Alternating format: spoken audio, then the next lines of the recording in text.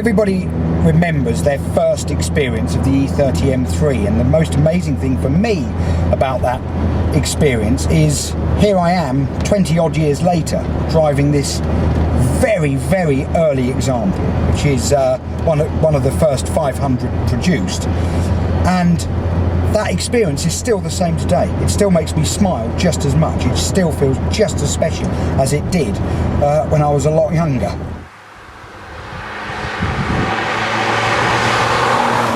Well, my love affair of the E30 M3 started when I was 14 years old, standing in a BMW dealership with my dad, who was picking some parts up for his 3-litre CSL and his 2002 racing car.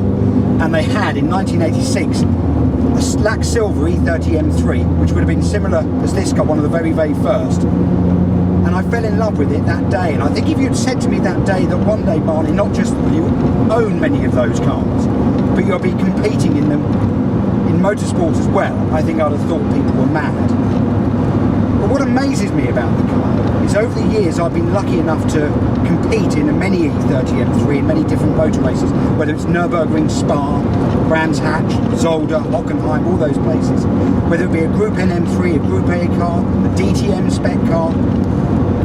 The characteristic that I first experienced the first time I ever drove one of these wonderful little road cars was always there. Obviously in the Group N M3, which is effectively a road car with a roll cage, but it even carried on in the Group A M3 and the DTM car. That amazing, forgiving chassis was always there in all those cars and always felt special. The strangest thing for me about the E30 M3 and all the many hundreds of test drives that I've done with potential new owners of these cars over the years is we all say the same thing, and it doesn't matter about your size or build, the length of leg, the length of back, the length of arms. Everybody has that same feeling, which is they feel they sat in BMW Motorsport in 1986 and that a series of engineers stood around them and the car was built specifically for you. Now, how does that work? Because we're all different lengths, heights, sizes, widths, and yet everybody says the same thing, that that car was made for me. It feels like I sat there and they bespoke that M3 to suit me. Everything's in the right place, ergonomically, the gear lever to the steering wheel, mirrors, it's just perfect. Now, how does that work? Now, one of the things I've heard many times about the E30 M3 from people who aren't possibly as experienced in them as myself is that they worry about the usability of the car. Now, this is a car that, for me, with modern roads, modern traffic, is still as usable and as brilliant to drive and as exhilarating as the day it was produced. It's never going to be the fastest car in the world, and it never was when it was new. It was a chassis experience, a very, very truly exciting chassis experience, built for a purpose, built to go motor racing with. One of the areas that people would worry about with the car was the little 4-cylinder twin cam 2.3, that it was going to be a bit harsh or a bit revvy. Once you've owned one of these cars, you realise that that isn't the case. Despite being a little 2.3 litre twin cam, it's actually very, very tractable. Here we are at the moment in top, 60 miles an hour, burbling along. It's very, very, very usable. But of course, once you go above 4,000 with one of these S14 engines, it does of course become a lot more exciting.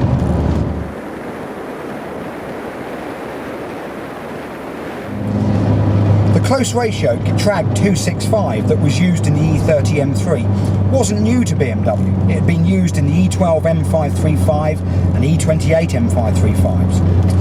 But for me, it was part of the whole experience that made the M3 feel very, very special again.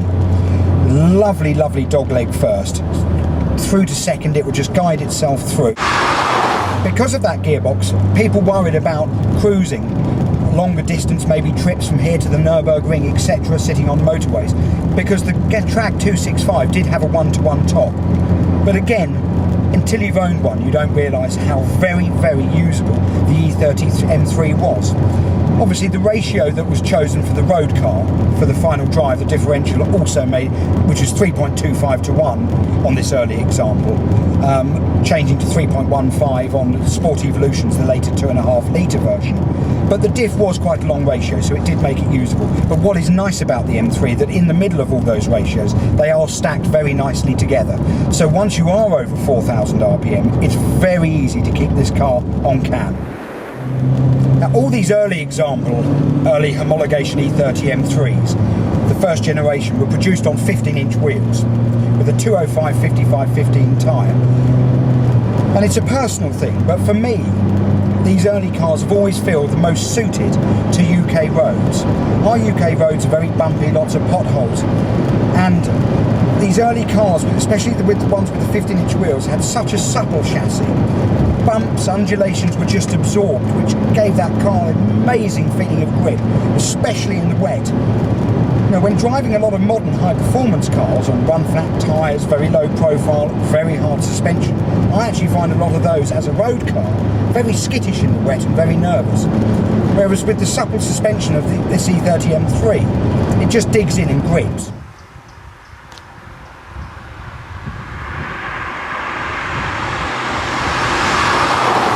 Again, the brakes aren't that punchy sharpness that you get with most modern cars today. But however, you need to remember the E30 M3 brakes back then were designed so a Group N M3 could drive for 24 hours around the Nürburgring. They're very, very durable.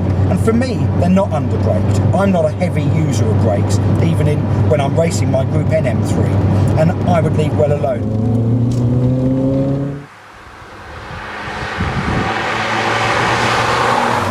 A road M3, I strongly feel, should be left alone. I think on UK roads, I'm talking about, it's difficult to improve this chassis, and it's the suppleness that makes it feel so sure-footed and so amazingly forgiving in the wet.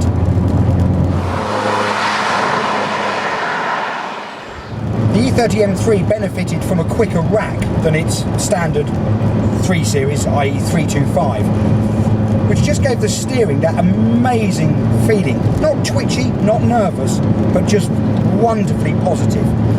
For me, the handling, mixed with the balance, that little S14 engine right up back against the bulkhead here, for me this still is the ultimate tin top chassis ever built.